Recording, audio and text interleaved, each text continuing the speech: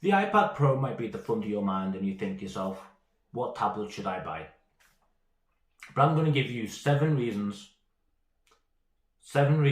why you should buy the Tab S7 Plus over the iPad Pro.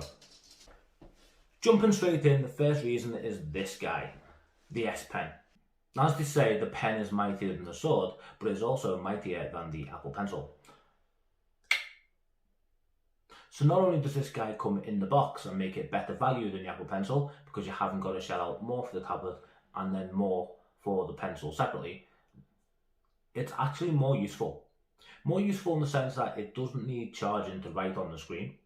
It has a rubber tip, so it doesn't feel horrible writing on the screen. Plastic on glasses is not nice. It also has more features: screen select, GIF creation, screen write, live message, etc. It's genuinely more useful than just taking notes. Honestly, don't take my word for it. You should just watch some videos on how good this is. I might even make you a video. Let me know in the comments if you want to see a video on the features of the S Pen. The only reason this needs charging up is for the Bluetooth features, like the air gestures, which you might think are gimmicky, but they are actually quite useful, especially with a screen this size. Reason number 2 is expandable storage. Something Apple have never done on their devices, and I can't ever see them implementing either, because they really want you to get into that whole iCloud ecosystem. So if they give you an alternative method of storage, you're less likely to buy into and get hooked on iCloud storage. Now I know you have AirDrop and iCloud and different methods of transferring files, but sometimes an SD card can be really useful. For example, camera footage. If you wanted to take footage off an actual camera like a DSLR and transfer it onto the iPad, it's a little difficult. Taking the SD card out and popping it into here makes it a lot easier, and you can do it back and forth as well between devices, from this to a laptop, to a friend's computer, to a friend's phone, whatever you need to do. Not only that, but sometimes it's just nice to have a physical backup of things stored away rather than just in the cloud. The third reason is Samsung DeX. Now you can say it's not useful, you can say it's a gimmick. However, on a tablet like this, DeX is genuinely useful.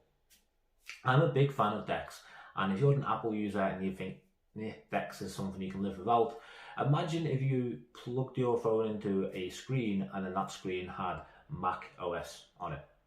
Imagine if you had your iPad and then you just press a button on the iPad or make a selection from the quick settings and all of a sudden it's a Mac interface. Don't tell me that wouldn't be a great feature, because I know you would enjoy that, and I know it would blow your mind and you would love it and you'd rant and rave about it. Who wouldn't? That would be great.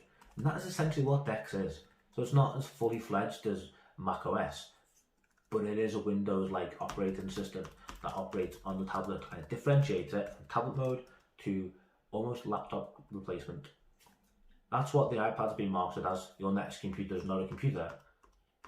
They are saying exactly that. Buy an iPad, don't buy a laptop. Yet, when it lacks that interface, it's hard to push. And DeX gives you that flexibility going from tablet mode to desktop computer type mode. Number 4 is customization. Now bear with me, I know iOS 14's brought more customization to the iPad and to the iPhone, yet for some ridiculous reason, with all that screen real estate on the iPad, you still can't place widgets anywhere you want. That doesn't make sense to me. I want to be able to put a big calendar widget on my home screen on my tablet. That's not too much to ask. And I can do that on the Samsung tablet, and I can't do that. I can do it on my iPhone, but I can't do that on an iPad, which baffles me, and I'm pretty sure we will see it in the future. But for now, we can't. We can't have blank space, and we can't have widgets on the home screen. It just seems a little bit of a mess.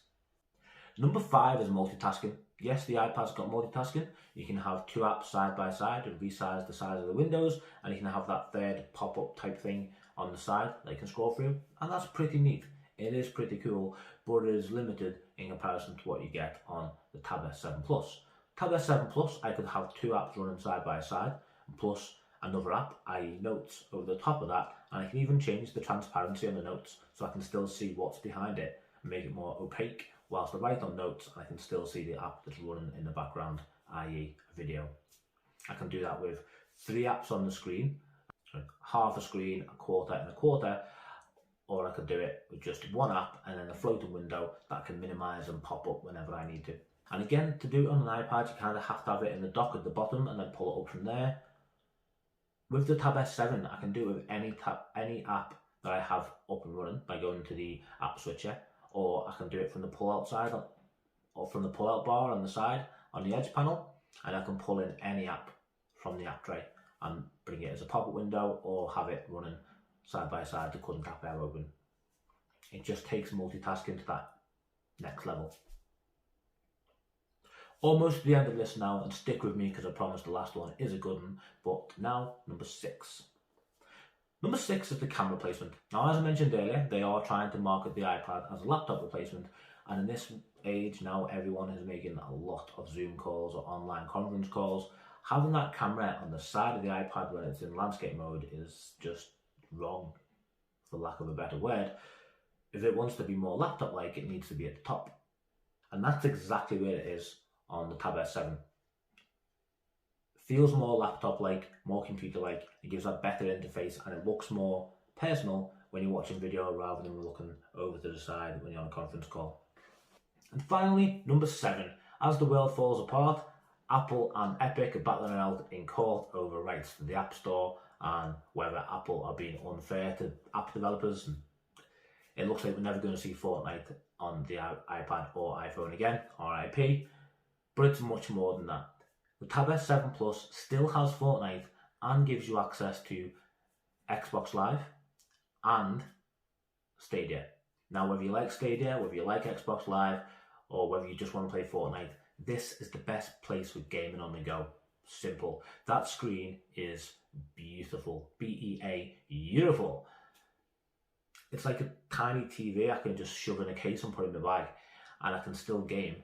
Not just mobile gaming like Apple Arcade, but genuine console level gaming on a tablet via the cloud with 5G, 4G or Wi-Fi. That, ladies and gentlemen, is why we live in 2020. That is what we need. That is the saving grace while the world falls apart and rips at the seams. Cloud gaming is our saviour. 5G will take us all to a heavenly place with no latency. Thank you very much for watching the video. If you enjoyed it, please give it a thumbs up. Subscribe if you want to see more videos like this in the future. And I'll see you in the next one. Thank you.